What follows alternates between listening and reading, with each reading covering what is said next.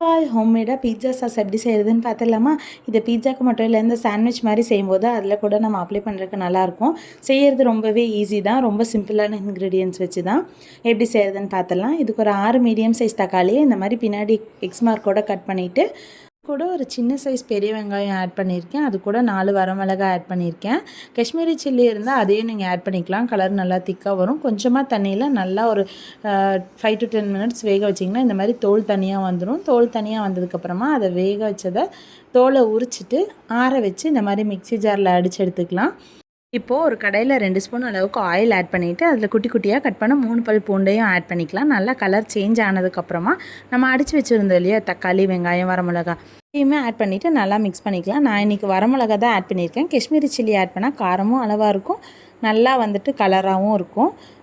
இதையுமே ஆட் பண்ணிவிட்டு தேவையான அளவு உப்பு ஆட் பண்ணிக்கலாம். நான் இன்றைக்கி ஒரு 2 ஸ்பூன் அளவுக்கு சக்கரை போட்டிருக்கேன், கொஞ்சம் புளிப்பு கம்மியாகிறதுக்காக. உங்கள் தக்காளியில் புளிப்பு கம்மியாக இருந்துச்சுன்னா டொமேட்டோ கெச்சப் 2 ஸ்பூன் அளவுக்கு ஆட் பண்ணிக்கோங்க. அது டேஸ்ட்டு இன்னுமே ரொம்ப நல்லாயிருக்கும்.